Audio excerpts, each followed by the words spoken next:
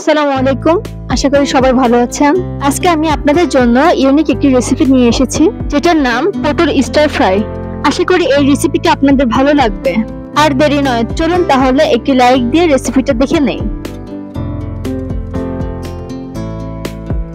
আমি এখানে পটলের খোসা এবং বিচিটা পরিষ্কার করে নিয়েছি। এই পটলের স্টার ফ্রাইটা খেতে সত্যি অসাধারণ হয়ে থাকে। আমি এখানে একটি পটল রেখে বাকি পটলগুলো সরিয়ে নিচ্ছি। পটলটি আমি উল্টিয়ে নিচ্ছি। এখন আমি লম্বাভাবে চিকন চিকন করে কেটে নেব। আমি এখানে চাকু ব্যবহার করেছি, আপনারা চাইলে বটি দিয়ে কেটে নিতে পারেন, তবে মোটা করে কাটা যাবে না। যতটুকু পারবেন চিকন করে কাটার চেষ্টা করবেন, তাহলে এটার টেস্ট অনেক ভালো আসবে। দেখুন আমি সুন্দরভাবে কেটে নিয়েছি। আমি একইভাবে বাদবাকি সবগুলো পটল কেটে নিয়েছি। দেখুন কত সুন্দরভাবে কেটে নিয়েছি এগুলো। এখন পটলগুলো সরিয়ে রাখবো এবং পটল স্টার ফ্রাই এর জন্য ব্যাটার তৈরি করে নিব। আমি ফার্স্টে এখানে নিয়েছি হাফ কাপ পরিমাণে বেসন, নিয়েছি 1/3 কাপ পরিমাণে চাউলের গুঁড়া, নিয়েছি 1 চা চামচ পরিমাণে লাল মরিচের গুঁড়া, নিয়েছি 1 চা চামচ পরিমাণে হলুদের গুঁড়া, নিয়েছি স্বাদ মতো লবণ। এখন খুব ভালোভাবে শুকনো উপকরণগুলো মিশিয়ে নিতে হবে।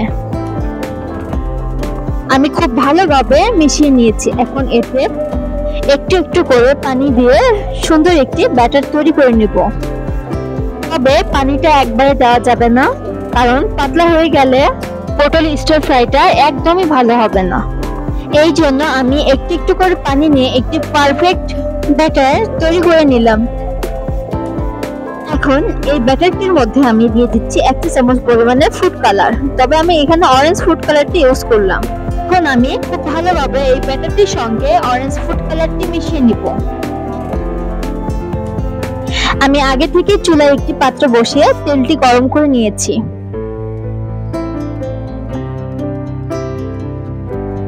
এখন আমি এই ব্যাটারটির মধ্যে একটি পটলের অংশ দিয়ে ভালোভাবে মেখে তেলে ছেড়ে দেব। আমি একইভাবে সবগুলো পটল ব্যাটারের মধ্যে মেখে তেলের মধ্যে দিয়ে দেব। আমি কাজটি কিভাবে করছি আশা করি আপনারা বুঝতে পেরেছেন।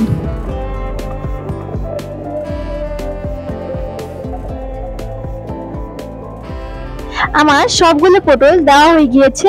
আমি এটাকে কিছুক্ষণ তেলে ভেজে উল্টে দিব। এই পটলের স্টার ফ্রাইটা ছোট থেকে বড় সবাই অনেক পছন্দ করবে এবং এটি খেতে সত্যি টেস্টি।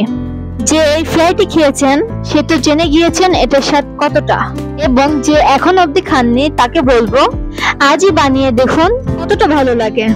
এই ফ্রাইটি একবার খেলে বারবার খেতে ইচ্ছে করবে। আমার ফ্রাইটি ভাজা হয়ে গিয়েছে। আমি এখন এটাকে একটু একটু করে তুলে নিচ্ছি।